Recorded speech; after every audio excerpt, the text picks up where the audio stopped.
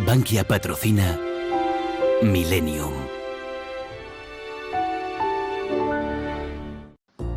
A lo largo del día de ayer y del de hoy, muchos de ustedes habrán visitado a sus seres queridos en el cementerio. Hoy se ha celebrado precisamente el Día de los Muertos. Pero la muerte es uno de los grandes tabúes de nuestra cultura, una de las cosas en las que no hemos podido avanzar. La ciencia nos ha permitido avanzar en prolongar la vida, pero no nos ha permitido prepararnos para morir mejor, para saber lo que hay más allá de la vida. Este es nuestro programa de este día, 2 de noviembre.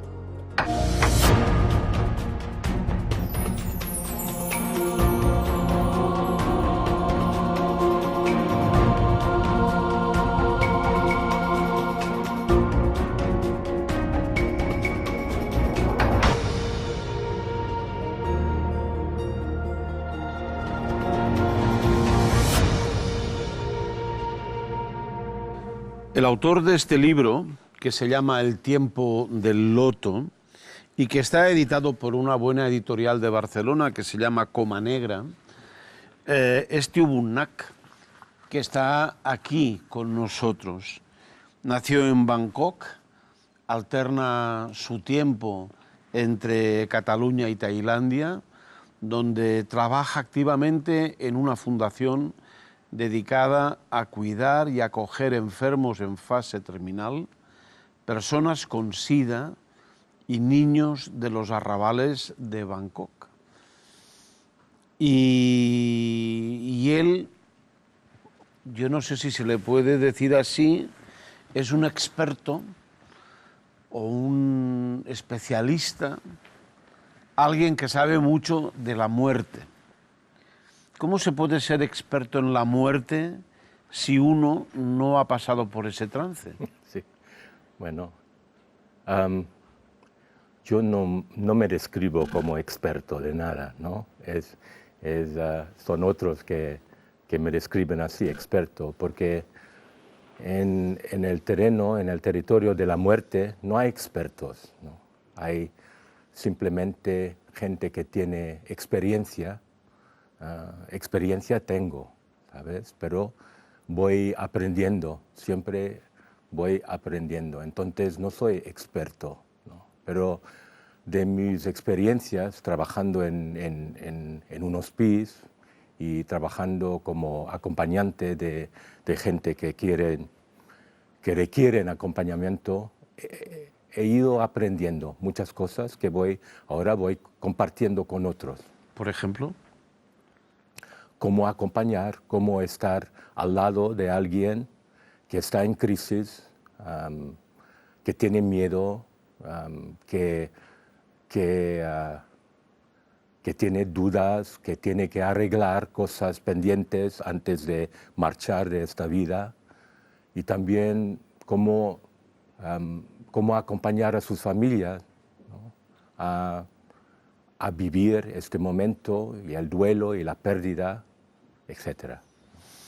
Dígame una cosa, ¿todo el mundo tiene miedo antes de irse? Creo que el miedo de morir es biológico, es algo dentro de nosotros, ¿no? Pero creo que la gente que nunca ha pensado en su mortalidad, ¿no? O ha proyectado algo terrible que va a pasar, ¿no? El dolor, por ejemplo, o el desconocido, que es otro tipo de dolor, ellos sí que sufren más. Y creo que hay la posibilidad, ¿no? de sanar este miedo psíquico, si quieres, sobre la muerte. ¿Cómo sabe usted que una persona está justo en ese momento en donde va a hacer el traspaso? Bueno, depende otra vez, ¿no? de cómo ha vivido, su vida. Hablando de los adultos, ¿no? Es el proceso, la fase terminal, si quieres, antes de cruzar la puerta, depende mucho de la manera en que ha vivido. si ha vivido una vida complicada, ¿no? Y si tiene temas pendientes. Le da mucha importancia a usted a los temas pendientes, ¿no? Sí, sí, mucho, porque en mi experiencia he visto que en mi trabajo, por ejemplo, como acompañante, es simplemente escuchar, ¿no? Y dar espacio para que alguien se puede limpiar, ¿no? De las cosas acumuladas, ¿no? Yo muchas veces comparo el viaje, el último viaje, contrastándolo como un viaje en la vida donde hacemos la maleta y la mochila y tal. Y al final de la vida lo que tenemos que hacer es soltar, ¿no? Que implica vaciar la maleta, ¿no? Para buscar una ligereza. Pero, a ver, ahora me vienen a la cabeza muchas cosas. Está muy claro que cuando uno muere no se lleva ninguna riqueza. Más allá de esa puerta, cuando se cruza esa puerta. Por tanto, cuando usted me habla de vaciar la maleta, ¿se refiere a vaciar la maleta de las propiedades o a vaciar la maleta de los rencores, de los amores? Sí. Vaciar la maleta, cuando utilizo esta frase, refiere a los apegos, por ejemplo, ¿no? A los apegos o las cosas en la sombra de tu ser, ¿no? Que no has expresado, ¿no? Y esas cosas no son siempre cosas negativas, ¿no? Puede ser de decir a alguien, te quiero, te estimo, ¿no? Te perdono, perdóname, por ejemplo. Cosas muy, muy humanos y muy simples, ¿no? Pero también vaciar la maleta quiere decir, por ejemplo, si hay apego, que es normal, si vas a morir y estás dejando su familia, ¿no? Hay que también tratar con este apego, con este miedo de dejar a alguien vulnerable, por ejemplo, ¿no? Y de estar en paz con esto, es decir, de confiar, ¿no? Confiar en el universo. En el epílogo de su libro dice, he acompañado a niños que habían muerto. Ha sido un honor cada vez porque mi corazón se ha abierto un poco más.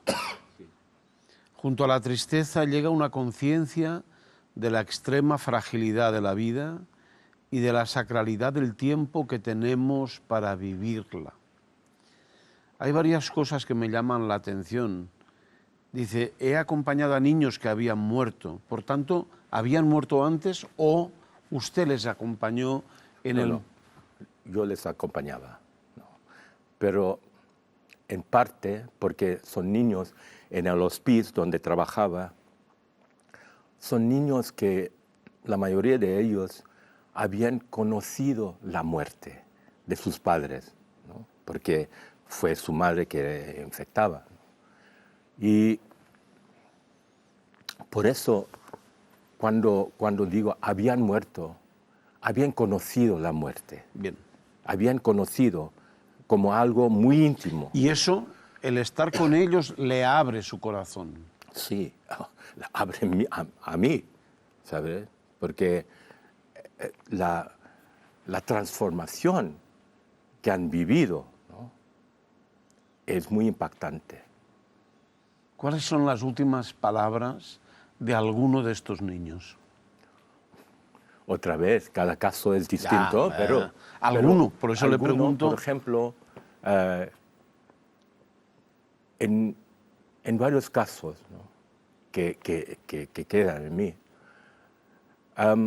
justo antes de sufrir, antes estaban sufriendo mucho, antes de morir, todo llega a una tranquilidad, a una paz, que es tremendo, ¿no? Y es un honor de participar en esto, ¿no?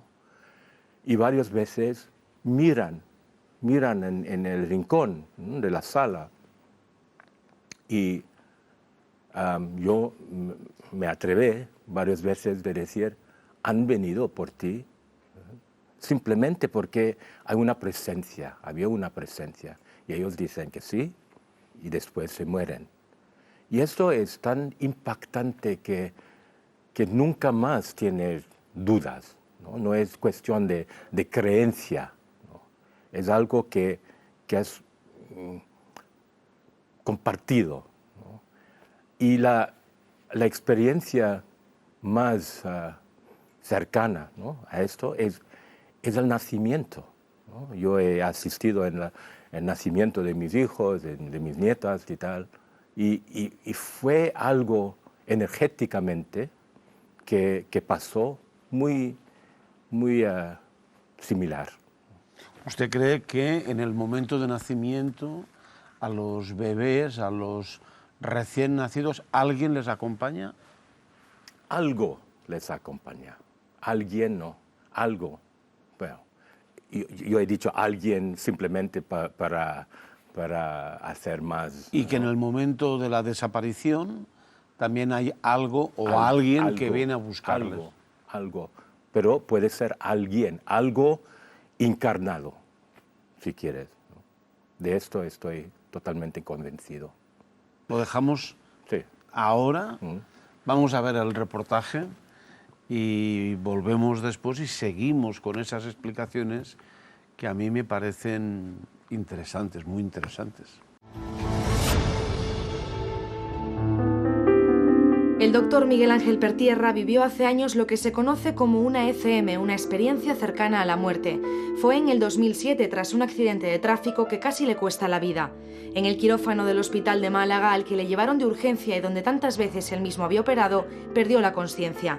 Tras una extraña sensación, de pronto se vio desde arriba, observando a sus compañeros que le atendían y a sus familiares entrando y saliendo de la sala. Posteriormente me vi en una especie de túnel con un giro de luces a derecha, izquierda, derecha, trasladándome a través de él, y posteriormente en un lugar con unas nubes de color anaranjado, azulado, pues con una visión de figura antropomorfa, y realmente ahí lo más importante no era solamente la visión, sino la sensación de paz, bienestar, estabilidad. Yo siempre digo, muchas veces digo, si el paraíso está en alguna parte, pues debe estar ahí. De pronto caí, como el que cae hacia el suelo, como el que ensarta una pieza sobre otra, y de nuevo volví a la cruda realidad con el dolor en el brazo, en el costado. Con las visiones y sensaciones del doctor coinciden prácticamente todas las personas que han estado a punto de morir o han sobrevivido a muertes clínicas. Cada vez hay más testimonios, gracias sobre todo al desarrollo de las técnicas de resucitación cardíaca, pero también desde que el tema ha dejado de ser tabú y son más los que se atreven a contarlo. Existen artículos de finales del siglo XIX en los que ya se hablaba de este tipo de experiencias cercanas a la muerte. El efecto túnel o las alucinaciones visuales o auditivas han tenido con el paso del tiempo una justificación médica, pero hay casos que de momento la ciencia no puede explicar. Muchos de esos casos los ha estado analizando el doctor Pertierra durante más de 15 años de intensa investigación clínica.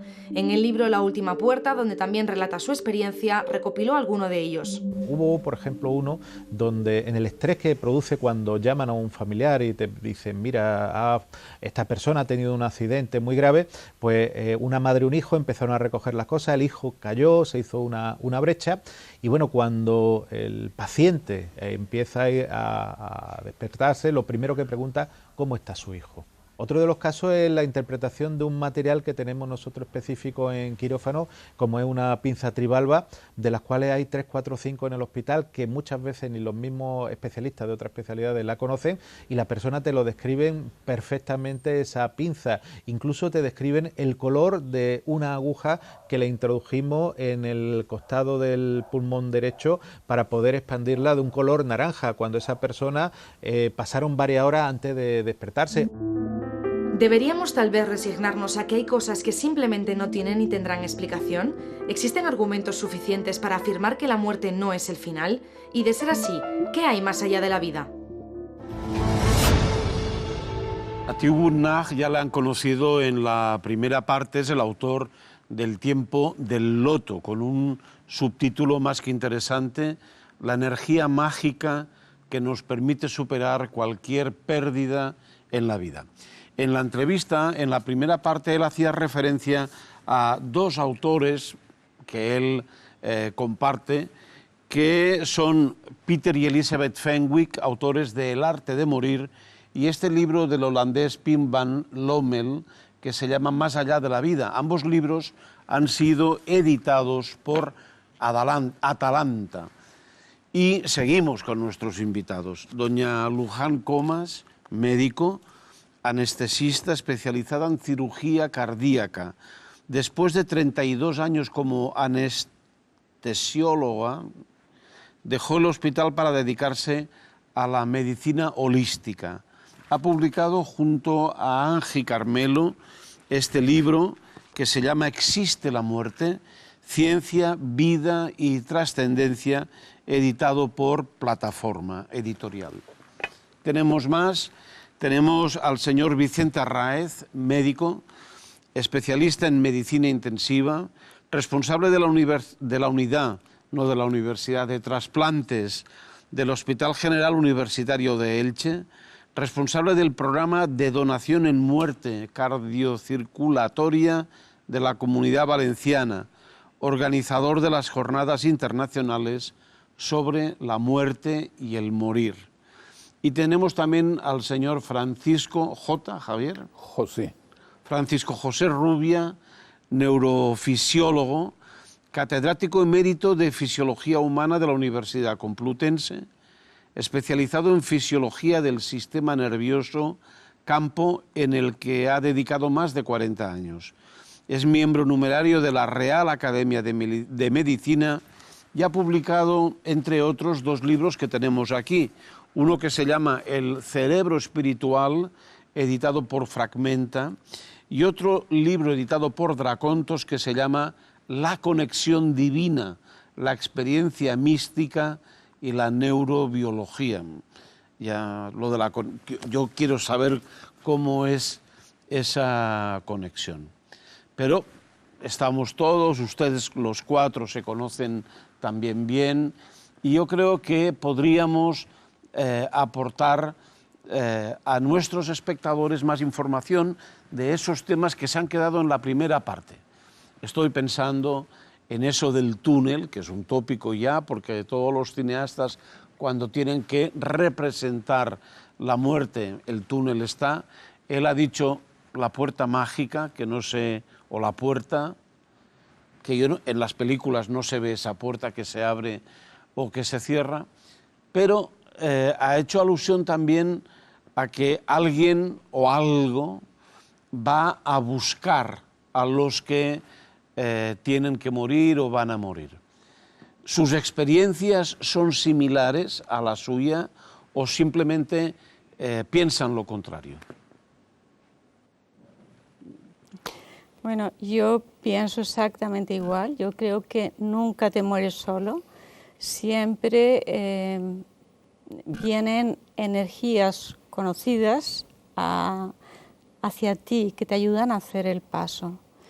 Pero si me dejas, me gustaría, antes de seguir, contar un pequeño cuentito muy cortito que tiene que ver mucho con el tema. ¿Sí puedo? Gracias. Esto es una mujer embarazada que tiene gemelos, tiene dos criaturas y una le pregunta a la otra, ¿tú crees que existe algo más allá del nacimiento? Y la otra le dice, pues claro que sí, nos estamos preparando para lo que en realidad es el nacimiento, que es la vida. Y le dice, ¿y tú cómo crees que será esa vida? Y le dice el segundo, pues bueno, quizá pues habrá mucha más luz, quizá podremos hasta comer por la boca o caminar por los pies. Y le dice el primero, imposible, pero ¿cómo vamos a comer por la boca si nos alimentamos por el cordón umbilical? Y andar con los pies, pero si el cordón no da para más, no llegaría a que pudiésemos caminar con los pies. Y el otro dice, pues yo sí creo. Y dice él, bueno, es que no ha venido nadie del más allá a decirnos que eso es posible, por tanto yo no creo. Y el segundo le dice, ¿y podremos ver a mamá? Y el otro le dice, mamá, ¿quién es mamá? Y le dice, pues ¿tú no la has oído en los momentos de silencio? ¿O tú no la has oído en los momentos que estábamos movidos, preocupados, cómo ponía su mano y nos cuidaba? Y dice, no, eso es imposible. Y le dice el segundo, nuestra mamá es aquello donde hemos nacido, donde crecemos, donde nos desarrollamos y tenemos nuestro ser. Y el primero le dice, imposible porque yo no lo he visto. Nada más. Hay experiencias que coinciden con lo que cuentan Peter Fenwick o Pim Van Lommel. En la unidad de intensivo donde trabajo, uno de mis últimos pacientes, que estaba al final de su vida, me pregunta cuando fui a verlo, dice, ¿usted cree en los fantasmas? ¿Por qué me lo dice? Porque ayer cuando me ingresaron, que había 2 doctoras que me atendieron, detrás de las doctoras, lo atendieron de una emergencia, de una parada, había 2 figuras que yo llamo monjas y que estaban detrás y que venían con un traje blanco y no les veía la cara. Y las 2 doctoras que estaban conmigo, pues estaban delante y esas figuras detrás. Y yo les dije a las figuras que se marchasen. Y se marcharon. Y estoy aquí. Pero ya han venido a verme otra vez y vienen con una túnica de otro color. ¿Usted cree que eso es verdad, que lo que estoy viendo? Este señor lo contaba con toda tranquilidad y porque establecimos una comunicación aceptable y estaba viviendo la experiencia, conectando con algo desconocido, pero que le hacía sentirse bien. Yo le pregunté, ¿y cómo te sentías tú? ¿Tenías miedo? Dice, no, todo estaba bien y ya sabía lo que venían a buscarme. Pero creo que no es el momento, porque yo me quiero ir a mi casa a morirme. Una experiencia de un enfermo en intensivos. Yo voy a hablar de 2 características de las experiencias cercanas a la muerte. La primera es el túnel y la otra es la autoscopia, que es la persona que parece que sale de su cuerpo, una segunda persona, y se observa desde lo alto. Con respecto al túnel, si el túnel fuese una experiencia exclusivamente cercana a la muerte, ¿por qué pilotos a los que se les centrifuga y tienen que aguantar varias fuerzas G, por qué estas personas ven el túnel si no van a morir? Primer punto. Segundo, con respecto al túnel, el túnel es una ilusión que el cerebro crea y genera, porque en realidad lo que ocurre cuando la persona está cercana a la muerte es que células que normalmente funcionan correctamente dejan de funcionar por la falta de oxígeno y el aumento de anhídrido carbónico. Y esto produce que las pequeñas células que tienen un metabolismo más alto, que generalmente suelen ser inhibitorias, dejan de funcionar y entonces se produce una desinhibición general de unas estructuras del cerebro que producen la sensación, sobre todo de la corteza visual, en donde se producen fosfenos, es decir, luces, y en la parte donde la fóvea central está representada en la corteza. La fóvea central es la parte de la retina que tiene una mayor agudeza visual, que es con la que nosotros solemos ver, por eso movemos los ojos, para reflejar los objetos en la fóvea. Esa parte es la primera que sufre con la falta de oxígeno y aumento de carbónico, y eso genera un círculo de luz. Y a medida que va aumentando la anoxia, aumentando la falta de oxígeno, el aumento de anhídrido carbónico, ese círculo se va ensanchando y nos genera la impresión de que vamos por un túnel acercándonos hacia el final. Y al final hay una luz extraordinaria, el encuentro con seres espirituales, personas fallecidas, por supuesto una experiencia que también tienen otras personas que han ingerido sustancias alucinógenas, que no están muertas, que no van a morir. Segunda característica, la autoscopia, es decir, la observación de una persona que sale del cuerpo y se observa desde arriba. Esto se ha generalmente interpretado como que es el alma que al final de la muerte sale y que cuando la persona es resucitada o de manera espontánea vuelve a la vida, esta segunda persona se incorpora de nuevo al cuerpo. Sin embargo, un neurocientífico de Suiza, de la École Polytechnique Fédérale de Lausanne, que se llama Olaf Planck, con la estimulación de una parte del cerebro ha podido reproducir este fenómeno. Y no solamente reproducir la autoscopia, sino, dependiendo de la intensidad del estímulo, subir o bajar la persona a voluntad en el espacio. Esto es realmente incompatible con la impresión de que o con la explicación de que es el alma la que está saliendo del cuerpo y luego volviendo cuando está la persona de vuelta a la vida. Es decir, con otras palabras, cuando generalmente el ser humano no encuentra una explicación natural a cualquier fenómeno, recurre a seres sobrenaturales o a entidades metafísicas como el alma, ¿no? Pero en realidad, en el momento en que la ciencia es capaz de explicar esos fenómenos, pues desaparecen los seres espirituales y desaparecen las entidades metafísicas. Y aunque no seamos capaces de explicar todos los fenómenos, la ciencia siempre está abierta, por supuesto, eso no significa que tengamos que recurrir de nuevo a explicaciones que no son comprobables ni falsables. ¿Le puedo hacer una pregunta? Por supuesto. ¿Usted no cree en nada de todo lo que han contado sus compañeros? Es que depende de lo que explique, ¿no? Es decir, por ejemplo, la existencia o el acompañamiento de un ser espiritual o quien sea, evidentemente no tengo ninguna prueba. No se olvide que yo soy un científico y por tanto el científico es escéptico por doble partida, por vocación y por profesión.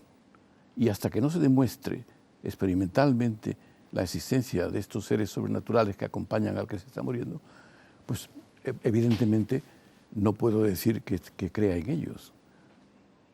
Sin embargo, creer es algo completamente libre y yo sé que es muy difícil cuando una persona cree convencerla de lo contrario. De eso también soy consciente. ¿Puedo? Bueno, yo quería decir que en el estudio del doctor Pim van Lommel descarta absolutamente que sea por una hipoxia o sea una falta de oxígeno, descarta medicación, descarta absolutamente todo. Por otra parte, si fuera por estos estímulos, lo tendría todo el mundo en el momento de la muerte. Y por último, a nivel científico, yo creo que tendríamos que meter la física cuántica aquí. Y de lo último que se está hablando es que la conciencia no está en el cerebro, sino en esos microtúbulos, en el citoesqueleto tubular, ¿no? Roger Penrose no Sí. está aceptado por la inmensa mayoría de los científicos, de los neurocientíficos. Hay Segundo tema, no hay que leer a Pim van Lommel. Yo tengo el libro de Pim van Lommel, tengo el libro de Peter Pfennig. Hay que leer también a Susan Blackmore, que dice todo lo contrario. Es decir, cuando uno se quiere generar un criterio, yo creo que hay que leer no solamente a las personas que nos agradan, sino a aquellas que están en contra de las hipótesis que nosotros defendemos, ¿no? Y ese es el caso. Por ejemplo, que no haya anoxia en la muerte, aunque diga Pim van Lommel lo que diga, es evidente que la persona que se está muriendo Hay anoxia, pero no es pérdida la de causa. oxígeno impresionante y sobre Por todo supuesto. un aumento del anhídrido carbónico que según Susan Blackmore, psicóloga británica, dice que es mucho más importante que la pérdida de oxígeno. Bueno, y después de un paro hay un edema cerebral. Y sería imposible con ese edema que recuperaran la conciencia de cosas que han vivido con esa memoria. Yo ahí no lo tengo claro, que podamos decir que las personas que tienen una ECM con un cerebro como Ivan Alexander, ¿no? Este neurocirujano que tenía una meningitis bacteriana que le afectaba todo el córtex prefrontal, cómo era capaz, porque lo iban a desconectar de la máquina, cómo fue capaz de tener vivencias que luego explicó y vivencias con personas que él no había conocido y que luego se demostró que existían. Sí, pero repito, la ciencia no admite anécdotas, solo admite el método científico. Los dos lados también. Desde Francis Bacon para acá, desde el filósofo inglés del siglo XVI para acá, está aceptado el método científico, que significa que o las cosas son repetibles o no son aceptables, porque lo anecdótico no entra en la ciencia. Hay sucesos paranormales que son anecdóticos y no se pueden reproducir en el laboratorio y por tanto la ciencia los rechaza. Lo cual no significa que no exista. A lo mejor en el futuro, si se pueden comprobar, la ciencia tendrá que aceptarlo. Pero mientras no se pueda comprobar experimentalmente, la ciencia se niega a ello, y con razón, porque si no, no avanzaría. Pero tenemos que comprobar abriéndonos a más conocimiento. La ciencia siempre está abierta. Yo he acuñado una frase que dice: a la puerta y al campo y a la ciencia no se le pueden poner puertas. Pero eso no significa que cuando no tengamos una explicación científica tengamos que recurrir a seres paranormales o a sucesos espirituales, etcétera, etcétera. Porque fíjese, los volcanes antiguamente eran obra de los dioses. Los eclipses eran obras de los dioses. Hoy día nos reiríamos si dijésemos eso. Y sin embargo, es lo que creían, por ejemplo, los indios en América cuando llega Cristóbal Colón, que el eclipse era un castigo de los dioses. Y los volcanes, no digamos, la erupción volcánica es un castigo por los fallos. Pero hoy día nos reiríamos de eso. Es decir, los dioses han ido retirando a medida que la ciencia ha ido avanzando. ¿Y la ciencia de qué depende? Del instrumento. Porque antes decíamos que el cuerpo era determinada una anatomía porque se aprendió por disección. Posteriormente vino el microscopio óptico y vimos que aquel músculo tenía células determinadas con determinada forma, y luego el microscopio electrónico, que ya vio que había un núcleo, un citoplasma, un ADN, etc. Entonces, se tienen que generar el instrumento, pero no podemos descartar lo que no vemos. Yo no descarto nada. Lo único que digo es que la única actividad humana que acumula conocimiento es la ciencia. Fíjese, por ejemplo, en la astrología, ¿no? Hay mucha gente que cree en la astrología, y yo estoy convencido que los babilonios sabían mucho más de astrología que Rapel o Acebes. Pero eso es relativamente fácil. Pero vamos por partes, porque si no... A mí, ahora le doy la palabra a usted, que me la ha pedido hace un rato. A mí tengo una pregunta que hacer. Por el hecho de que estamos hablando de la muerte, hemos bajado el tono y estamos hablando con una suavidad y una dulzura que es impropia de los debates televisivos. No, yo puedo ser mucho más agresivo también. No. Una cosa es la agresividad y otra cosa es el tono de voz, que es lo que yo les decía. Pero era simplemente una pequeña observación curiosa, nada más. Quería aumentar 3 cosas solo. Primero, es decir que tengo respeto para la ciencia y no puedo pretender hablar como los científicos o los médicos, ¿no? Pero como parte del público, espero que los científicos trabajando en este terreno de la conciencia y de la muerte y tal, siguen abiertos, siguen con su escepticismo, pero siguen investigando de verdad, ¿no? Y esto solo pido de los científicos. Y estoy convencido también, en paréntesis, que aparte de los libros que tiene usted y otros también, ¿no? Que poco a poco esta investigación va a ser muy rica en estos años que vienen. Y como miembro del público, ¿no? Las explicaciones científicas, bueno, son interesantes, ¿no? No puedo seguir aún las palabras que me ha dicho, pero yo voy a la experiencia humana, ¿no? Y hablando como alguien que acompaña a personas que están a punto de marchar, ¿no? Y en este nivel de la experiencia humana que usted explica por la ciencia, algo es posible, algo es como consecuencia, ¿no? de un proceso neurológico y tal. Pero en el nivel de la experiencia humana, no importa la ciencia, porque es una experiencia existencial y real, tanto para la persona y las personas que acompañan, la persona muriendo y las personas acompañando, como al acompañante. Y estás en un proceso muy misterioso, que aun si hay la ciencia y toda la explicación, no explica la esencia de todo esto. Es que el terreno, el campo de energía, concienciar, ¿no?, qué pasa. Eso es mi segundo punto, ¿no?, que quiero ser breve. Un momento.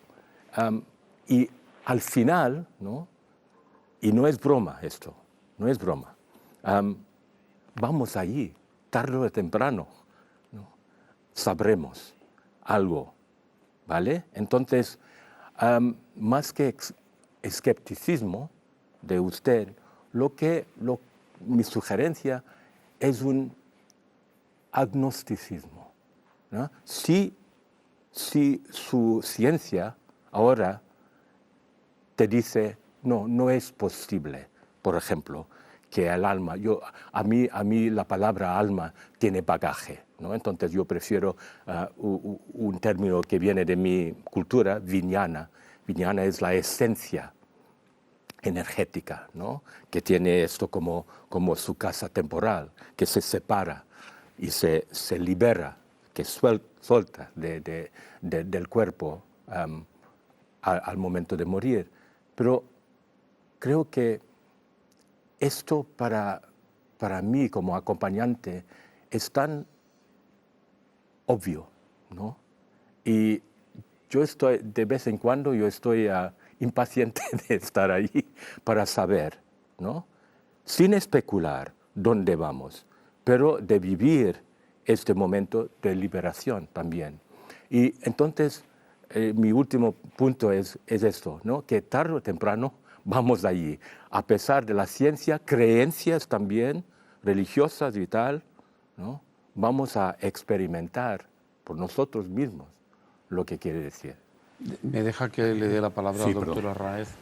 Es que parece que surge una contradicción cuando nos acercamos a la frontera de lo desconocido y, de hecho, la muerte o el nacimiento, de dónde venimos a dónde vamos, es un misterio. Cuando nos acercamos ahí, parece que el método científico está reñido con la espiritualidad. El método científico no debe estar reñido en absoluto con la espiritualidad ni con el conocimiento, sino que es algo que desde la curiosidad permite explorar con un lenguaje que trata de encontrar razones que se puedan objetivas, que se puedan pesar, medir y contar para poderlas reproducir, pero tiene sus limitaciones. De hecho, en la experiencia y el conocimiento en el universal no procede solo del mundo científico, que el método científico se desarrolla desde Bacon y es relativamente joven para lo que es el conocimiento en el universo. De hecho, hay un libro muy interesante escrito por una periodista que se llama Weber, que es el diálogo entre científicos y místicos, en el que compara los conocimientos a los que se llega por el método científico con el conocimiento que se llega desde la experiencia a través de lo que es la mística. Y ahí hay una confluencia importante porque a ese conocimiento se puede llegar, el método científico puede ser una vía con un lenguaje y unas limitaciones, y la experiencia es algo que no se puede rechazar, puesto que al ser personal y no poderse reproducir, puesto que somos distintos, lo que nos sirve es para enriquecernos cuando la compartimos, no para simplemente reproducirla, que es lo que plantea el método científico, que es válido, pero no es la única forma de abordar el conocimiento. Doctor Rubián. Vamos a ver. Yo he dedicado 2 libros y un capítulo del primero que se llamaba El cerebro nos engaña, la conexión divina y el cerebro espiritual. ¿Qué quiere decir esto? Quiere decir que el cerebro produce espiritualidad, luego la división materia-espíritu es falsa, por lo menos en el cerebro. Y evidentemente hoy los neurocientíficos no son dualistas cartesianos, no lo son. Y con respecto al alma que mencionaba Thieu, hasta la Iglesia Católica ha renunciado a considerar al alma como un ente inmaterial. Es decir, hasta ese punto estamos llegando ya. Luego, para algo sirve el avance de la ciencia. Y si me llamas agnóstico, a mí no me molesta. Pero yo creo que poner a la gente etiquetas no sirve para nada. Porque yo soy agnóstico, pero también creo en otras cosas. Es decir, todo el mundo cree, la ciencia cree en muchas cosas, si no, no trabajaría. Pero no es cuestión de creencia, no estoy hablando de creencia, es de lo vivido, ¿sabes? De algo muy real. He conocido 2 personas, uno que participaba en un taller que dábamos una vez sobre la muerte de morir, que esperaba 25 años, ¿no?, para compartir su experiencia con médicos, con un grupo de médicos, ¿no?, de haber muerto, ¿no?, muerto con sábana y todo, ¿no? Y tenía los dos experiencias que mencionaba, ¿no?, de túnel y autoscopia. Y bueno, era muerto, ¿no?, clínicamente muerto. Clínicamente muerto, bueno, podemos debatir esto, pero clínicamente muerto, con sábanas y tal, pero mientras tanto tenía las dos experiencias. Y no era mentirosa, ni tenía fantasía, era su experiencia humana y muy real, que cambió su vida radicalmente, porque no tenía más miedo de morir, por un lado, y tenía las prioridades en su vida, porque en este proceso, en esa experiencia humana, sumamente humana, ¿no?, reconocía, se daba cuenta de los valores, ¿no?, de la vida, que valía la pena vivir, no de las cosas que eran superfluo, ¿no? Y entonces su vida cambió radicalmente de esta experiencia.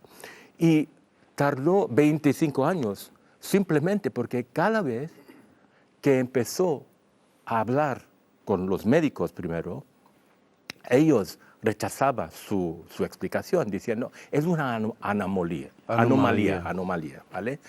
Y con su familia les daban un poco miedo, ¿no?, de aceptar todo esto. Entonces se callaba y estaba frustrada un poco de que a pesar de la ciencia y a pesar de las creencias, nadie le iba a escuchar, ¿no?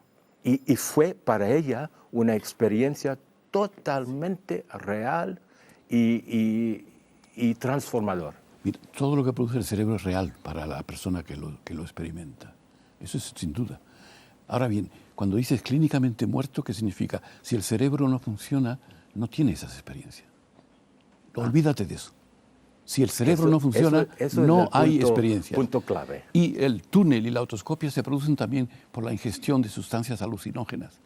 Luego, ahí la persona no está muerta, está viva, está ingiriendo sustancias que producen... ¿Pero qué produce estas sustancias? ¿Qué produce? No te lo voy a explicar porque nos llevaría muy lejos, pero una hiperactividad de estructuras cerebrales que hoy día experimentalmente se puede hacer. Yo puedo estimular una parte de tu cerebro y de pronto vas a ver seres espirituales o personas fallecidas. Eso se ha hecho experimentalmente en muchísimas personas, entre ellas Susan Blackmore, por cierto. ¿No se puede decir que tomando estas sustancias libera, ¿no? Libera o desinhibe. O desinhibe, las inhibiciones, claro, y tal, ¿no? Sí, sí. Y creo que, bueno, en la investigación de Grof, por ejemplo, ¿no?, la muerte es muy parecido a esto, de que algo de las construcciones de los patrones mentales está liberado. Pues es lo que te estoy diciendo. La base es la misma. Estructuras cerebrales que se desinhiben y que están normalmente inhibidas. Sí, pero y eso se puede hacer por experiencia y fíjate, se puede hacer con estimulación eléctrica, con estimulación electromagnética, se puede producir en las experiencias místicas, se puede producir por la injerencia de sustancias alucinógenas o por la epilepsia del lóbulo temporal. Estoy contigo, pero la diferencia clave es esto, que para ti todo sigue mental. ¿Vale? Es que sin cerebro no hay nada. Sin cerebro no hay nada.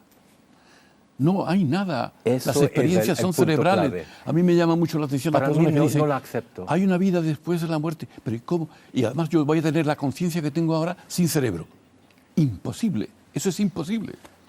Pausa, que hay dos... ¿Estaba más agresivo un poco? No, está bien, me gusta. Podemos ir, ¿no? Pero no. Hay una cuestión del papel del cerebro y es si allí reside y se producen todo aquello de lo que hablamos, o el cerebro es simplemente un receptor, un transmisor, es como una radio que cuando sintonizas todo lo que entra por allí. Entonces, ese es un aspecto.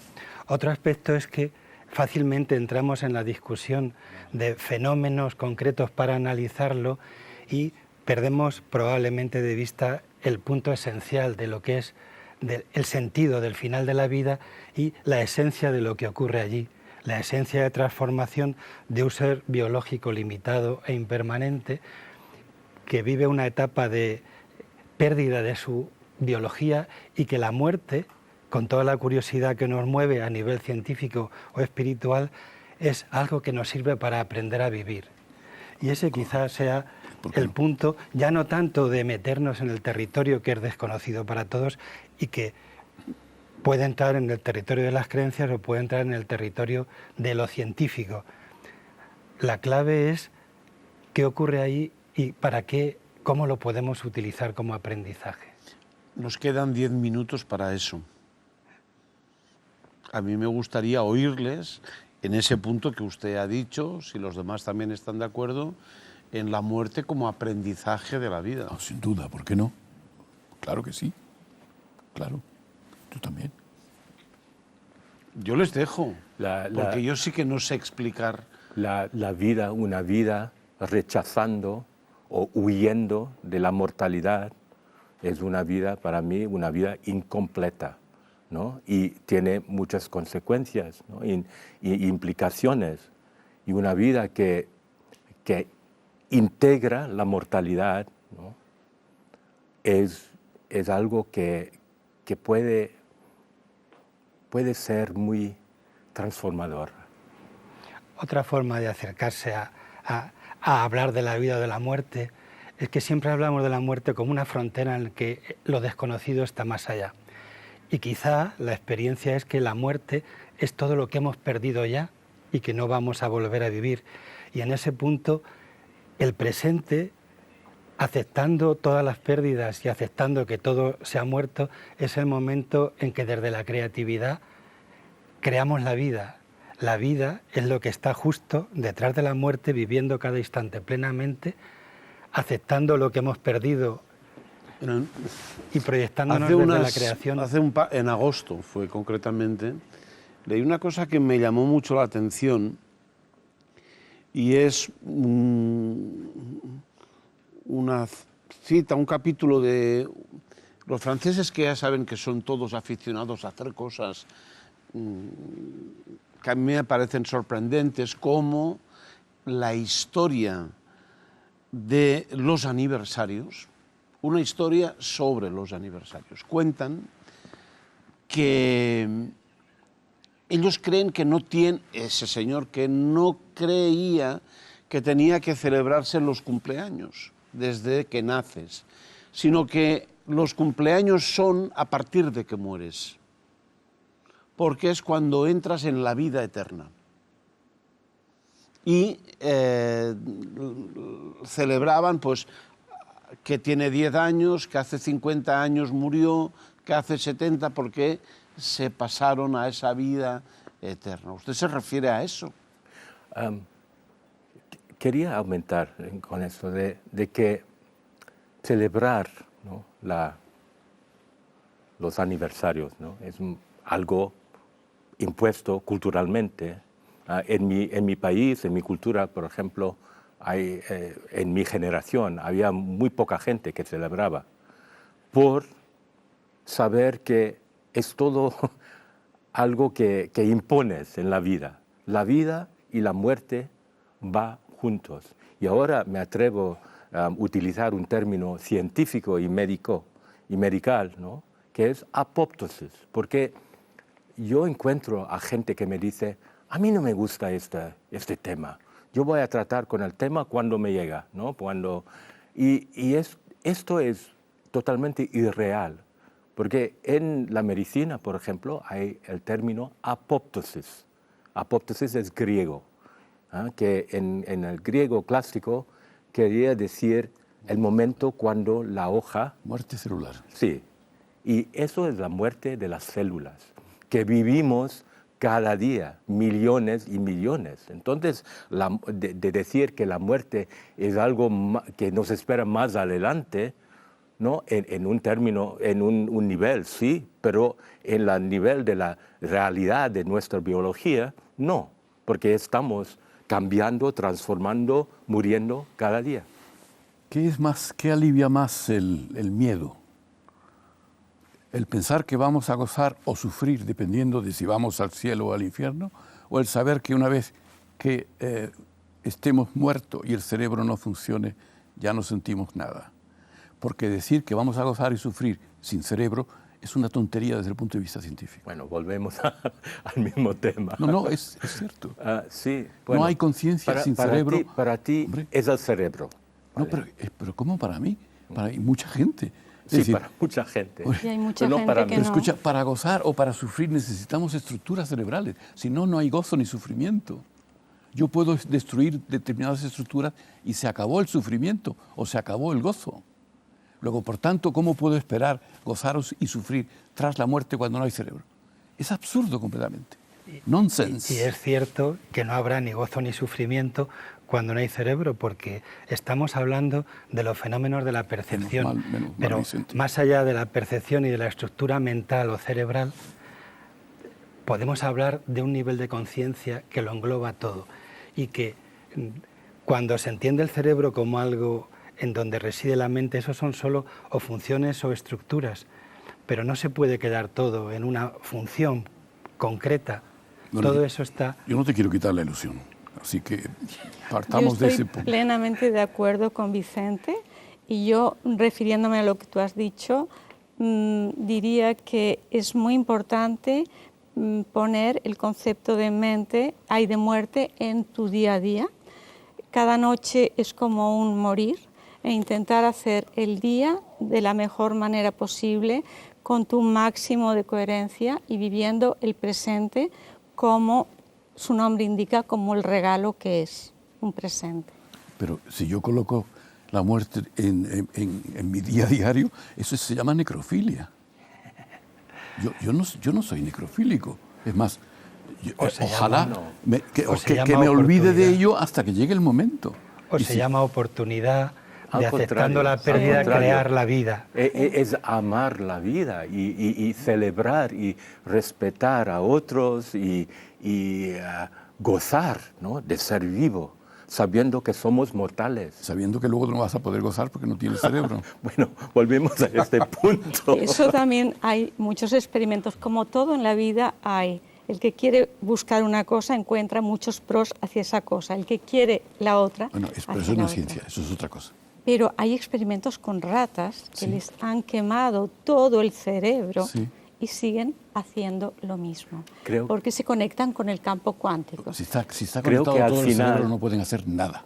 Creo que al final la línea que nos divide es sobre lo que los ingleses llaman the hard problem, el problema duro, que es la conciencia. Yo estoy de acuerdo, y hay muchos neurocientíficos que dicen que quizás en este siglo podamos resolver este problema, el problema difícil de la neurociencia, que es la conciencia. ¿Cómo pasamos de lo subjetivo al objetivo, o del objetivo a lo subjetivo, perdón? Hagamos una apuesta. Pero en eso entonces, estoy de acuerdo. De 10 euros, ¿no?, que yo te pago cuando nos encontramos allá. Muy poco me ofreces. Sí.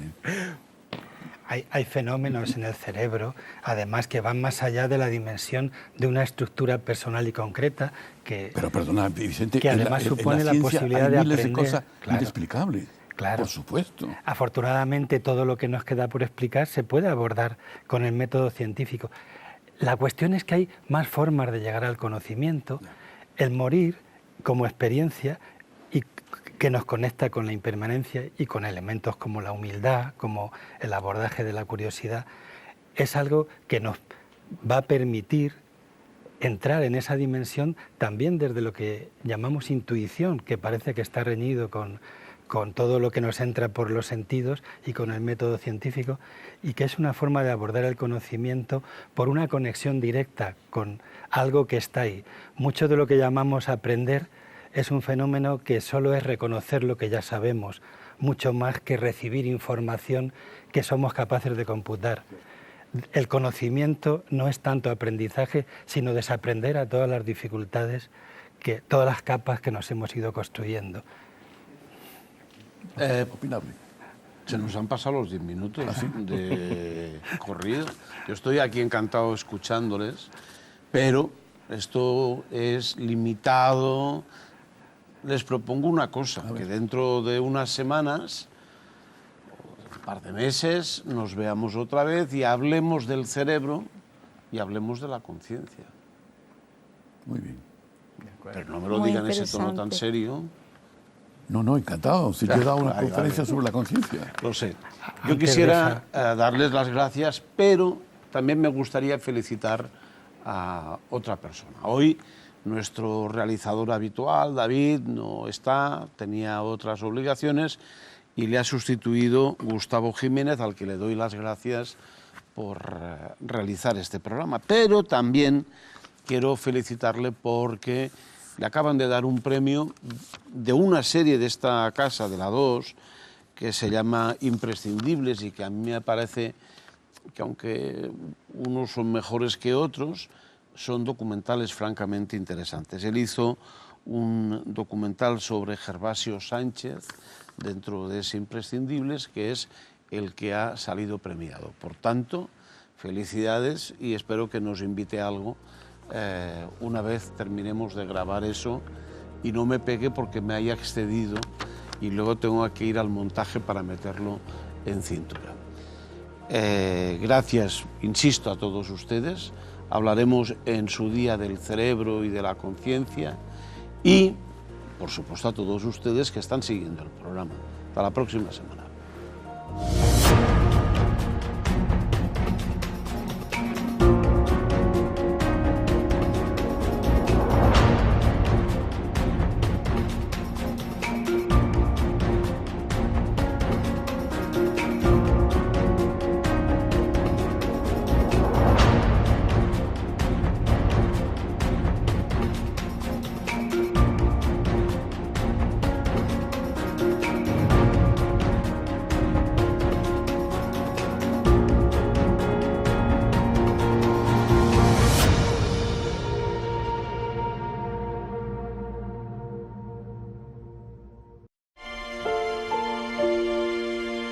Bankia patrocina Millennium.